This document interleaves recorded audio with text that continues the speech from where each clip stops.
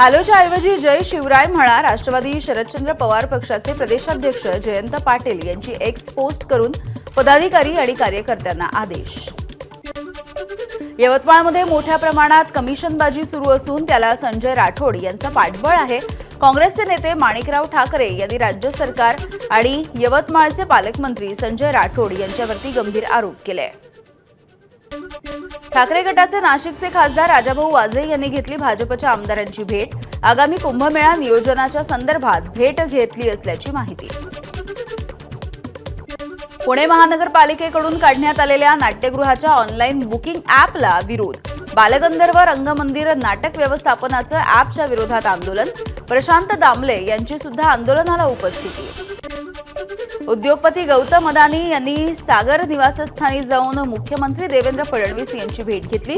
दोघांच्या भेटीचं कारण गुलदस्त्यात। रात्री उशिरा अदानी आणि फडणवीस यांची भेट झाली आहे। उपमुख्यमंत्री एकनाथ शिंदे यांना संत तुकाराम महाराज पुरस्कार प्रदान। देहू संस्थान आणि अखंड वारकरी संप्रदायाच्या वतीनं शिंदेंचा पुरस्कारानं सन्मान। संत तुकाराम महाराजांच्या 375व्या अमृत महोत्सवी सोहळ्याच्या निमित्तानं होणाऱ्या तुकाराम बीज या कार्यक्रमासाठी 2 लाख पुरणपोळ्यांचे मांडे पाठवले। पुण्याच्या डोंगर पायथा इथे तुकाराम बीज सोहळा। तुकोबांच्या वैकुंठ गमनाला 375 वर्ष पूर्ण झाल्याच्या निमित्तानं पंढरपूरमध्ये तुकोबांच्या चिपळ्या आणि पादुका दर्शनासाठी केल्या खुल्या। शके 1605 मधील महाराजांच्या अभंगाची दुर्मिळ हस्तलिखित प्रत देखील भाविकांसाठी खुली करण्यात आली आहे। 30 मार्च गुढीपाडव्याला मोदी नागपूरच्या दौऱ्यावर। मोदी हेडगेवारांच्या स्मृतीस्थळाचं दर्शन घेण्याची शक्यता।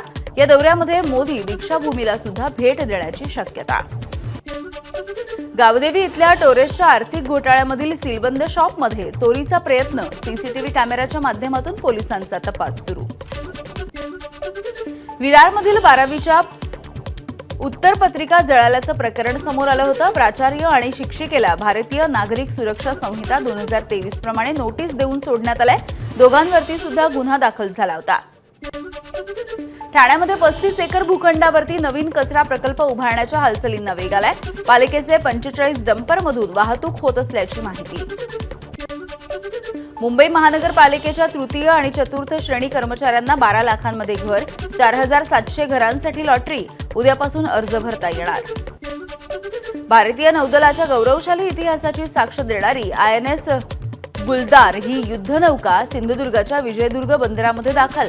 हे जहाज निवती रॉक जवळ समुद्रामध्ये पाण्याखालील संग्रहालय आणि कृत्रिम रीफमध्ये रूपांतरित केलं जाणार आहे।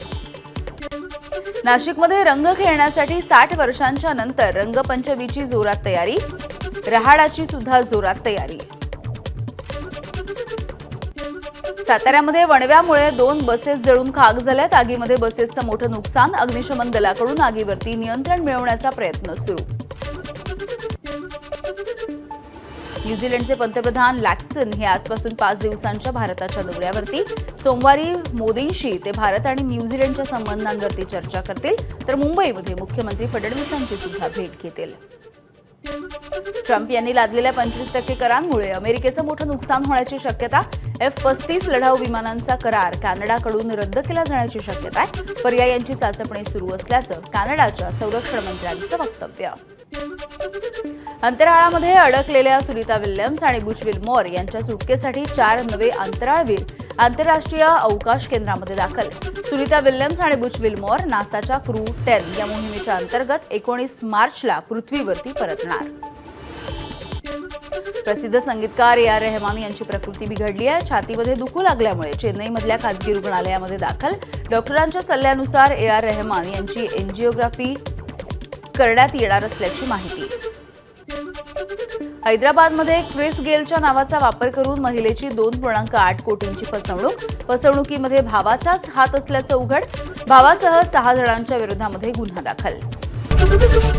ABP माझा, उघडा डोळे बघा नीट।